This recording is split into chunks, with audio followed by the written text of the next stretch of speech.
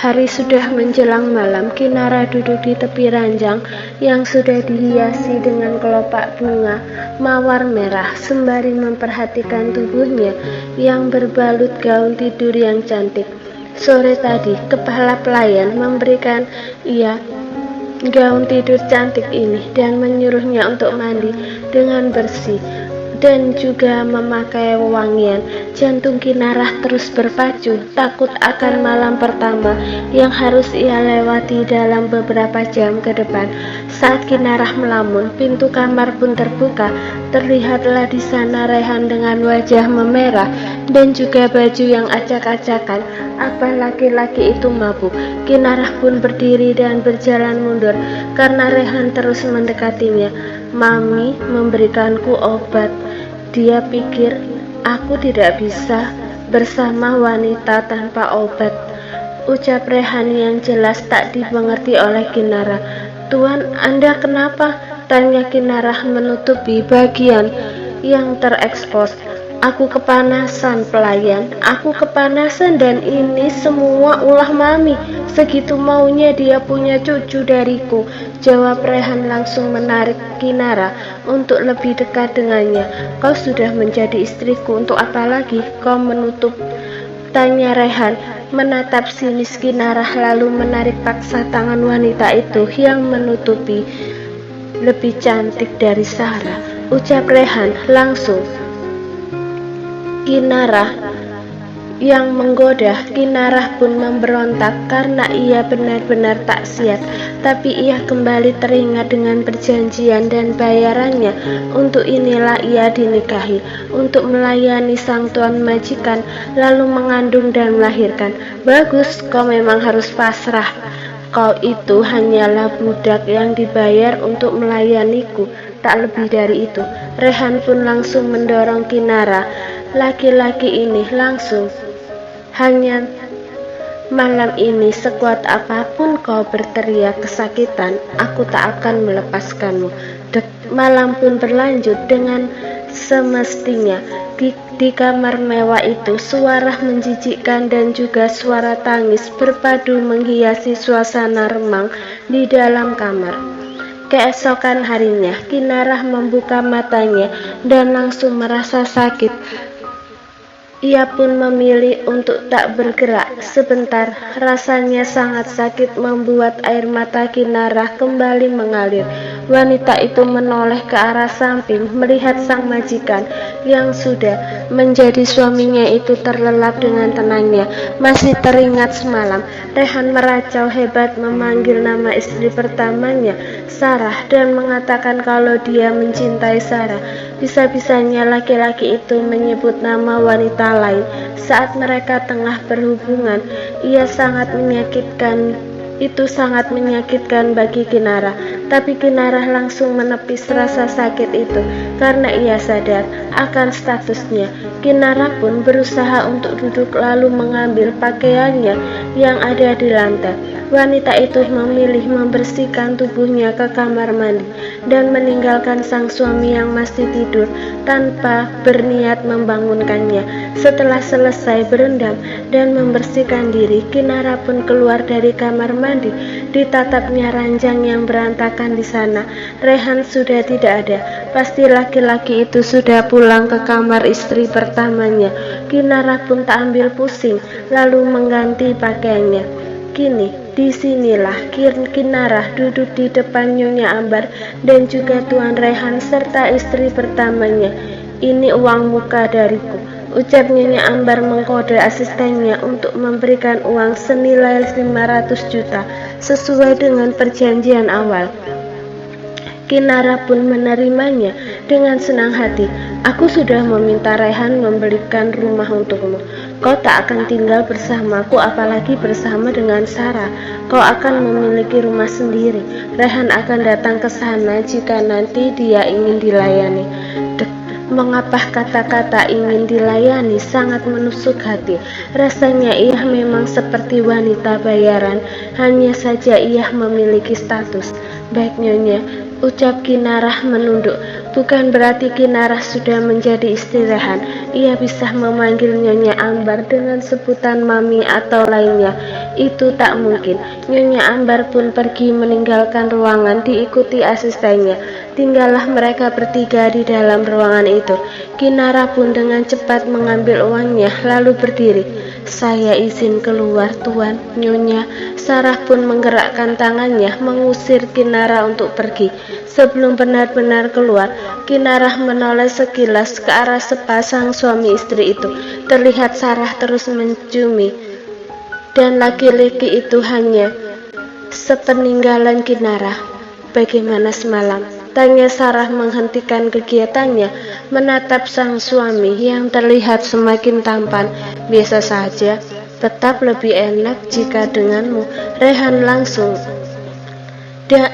dan dibalas oleh wanita itu. "Mau lanjut di kamar atau di sini?" bisik Rehan. Sarah pun tersenyum menggoda. "Di kamar aja, kalau di sini bisa-bisa kita kena hukum sama Mami."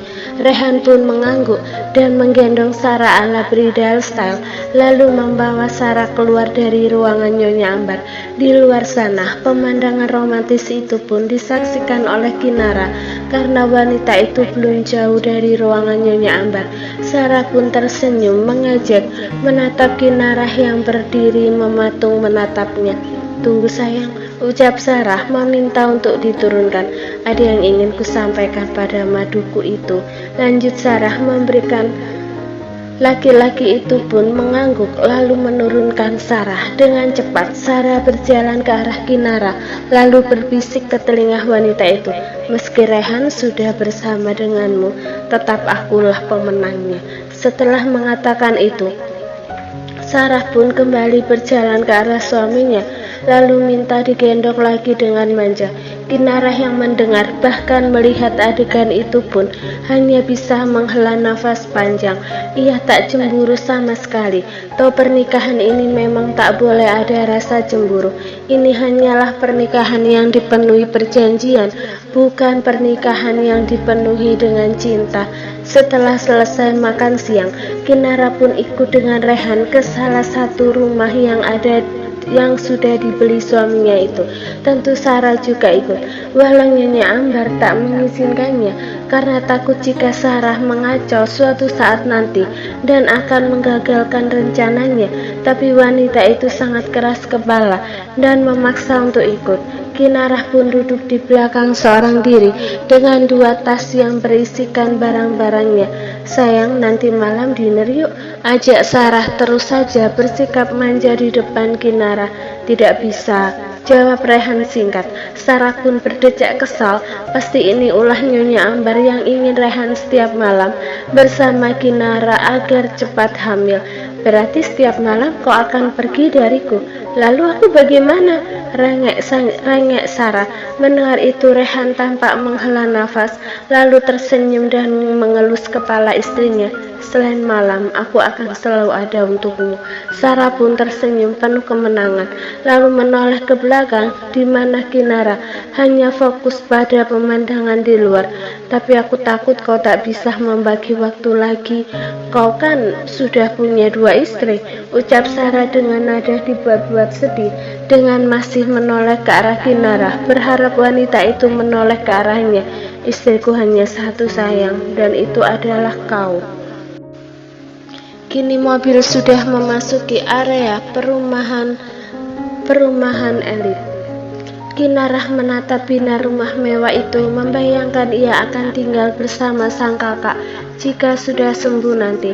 Mobil pun berhenti di salah satu rumah Rehan dan Sarah langsung turun dari mobil. Begitu pula Kinara yang membawa 2 tasnya untuk turun. Kinara hanya diam dan mengikuti langkah dari 2 orang yang ada di depannya itu. Ia tak mau banyak bertanya karena malas mendengar jawaban datar ataupun menghina dari keduanya. "Bibi Elle," panggil Rehan dengan suara yang keras. Seorang wanita tua dengan pakaian pelayan keluarga Wijaya pun datang dan langsung menghadap. "Saya tuan muda," jawab wanita tua itu. "Kau punya majikan baru sekarang. Layani dia dan jangan sampai dia terluka. Berikan makanan bergizi karena dalam waktu dekat ini dia harus hamil." Tita sang tuan muda dengan ekspresi dingin. Baik tuan, bawa dia ke kamarnya. Baik tuan. Bibi Ella pun menuntut Kinara untuk masuk ke kamar utama sambil membantu membawa tas milik istri kedua Rehan. Sarah, ayo. Sarah yang sedari tadi memperhatikan setiap inci rumah baru madunya pun menoleh lalu tersenyum hangat. Ayo, jawab Sarah langsung menggandeng tangan Rehan. Aku ingin menghabiskan waktu sebelum malam tiba. Lanjut Sarah. Keduanya pun pergi meninggalkan rumah baru Kinara. Entah kemana mereka pergi, yang jelas mereka akan menghabiskan waktu dengan bersenang-senang. Di dalam kamar, Kinara masih memperhatikan Bibi Ella yang tengah membuka lemari dan memperlihatkan deretan baju mahal yang cantik. Kalau tak begini, untuk apa aku bawa baju lamaku? Batin Kinara. Apa Anda ingin mandi, Nona? Tanya Bibi Ella. Kinara pun mengangguk saja. Apa perlu saya bantu? Dengan cepat Kinara menggeleng. Memangnya ia lumpuh? Apa sampai harus dibantu mandi? Saya akan mandi sendiri, ucap Kinara kaku. Tidak perlu berbicara formal pada saya, Nona. Di sini ada andalan majikannya. Tak peduli Anda berasal dari mana dan apa profesi Anda sebelumnya. Anda sudah menikah dengan tuan muda keluarga Wijaya, maka Anda adalah majikan di sini. Terang Bibi Ella membuat Kinara tertegun. Ya, dia majikan di sini. Terima kasih Bibi Ella. Wanita tua itu tersenyum kecil lalu mengangguk. Kinara pun dengan segera masuk ke kamar mandi. Meski rumah ini tak semewah rumah Nyonya Ambar dan rumah Rehan bersama dengan Sarah, tapi Kinara bersyukur ia masih bisa diberikan kehidupan yang layak untuk waktu ke depan hingga ia selesai menyusui. Selesai mandi, Kinara pun keluar dari kamar mandi dan alangkah terkejutnya ia melihat Bibi Ella masih setia menunggu di depan pintu kamar mandi. Saya sudah menyiapkan pakaian Anda, ucap Bibi Ella menunjuk baju yang sudah tertata rapi di atas kasur. Lalu berlebihan, pikir Kinara, namun wanita itu memilih untuk diam dan mengambil baju itu lalu menggunakannya. Apa saya, maksudnya Apa aku boleh pergi keluar? Tanya Kinara takut-takut. Kemana, Nona? Tanya Bibi Ella. Ke rumah sakit, aku ingin menjenguk kakakku, jawab Kinara. Tak lama, Bibi Ella mengeluarkan ponselnya seperti tengah bertukar pesan pada seseorang. Boleh Nona, Anda akan diantarkan oleh sopir. Anda harus pulang sebelum jam 7 malam, ucap Bibi Ella menyimpan ponselnya. Baiklah, terima kasih. Kinara pun langsung merapikan rambutnya dan juga memoles lipstik tipis di bibir tipisnya. Begitu banyak produk skincare dan make up di meja rias. Hanya saja Kinara lebih suka memakai lipstik saja. Lebih tepatnya ia tak tahu memakai yang lain selain lipstik dan bedak tabur. Kinara pun sudah selesai berkemas. Ia langsung keluar dari kamar dan tentunya diikuti oleh Bibi Ella. Apa Anda ingin membawa sesuatu, Nona? Tanya Bibi Ella. Kinara tampak berpikir lalu menggeleng. Ia sudah membawa uang yang ia ambil dari gaji pertamanya, alias uang muka pemberian Nyonya Ambar. Baiklah, hati-hati di jalan, Nona. Harap pulang sebelum jam 7 malam. Ini adalah pesan dari tuan muda. Kinara pun mengangguk patuh, lalu masuk ke dalam mobil yang sudah dia sediakan. Begini rasanya menjadi orang kaya, sangatlah enak. Semuanya sudah ada yang menyiapkan. Sesampainya di rumah sakit, dengan alangkah cepat Kinara berjalan menuju ruang inap kakaknya. Semoga kakaknya masih terbangun dan belum tidur karena obat. Hai Kinara, sapa seorang laki-laki berjas putih khas dokter. Laki-laki itu pun mendekati Kinara. Hai Andre, sapa balik Kinara sembari tersenyum senang. Kau ingin menjenguk Kanaya? Tanya dokter Andre, dokter yang menangani kakak Kinara, yaitu Kanaya. Iya, apa kakak sudah tidur? Tanya Kinara. Yah, dia baru saja tidur. Aku memberikan obat tidur untuknya karena dia tadi mengamuk, jawab Dokter Andre. Wajah bahagia pun hilang seketika, berganti menjadi wajah sendu dan kecewa. Melihat itu, Dokter Andre pun menggenggam tangan Kinara. Kau sudah lama tidak kemari.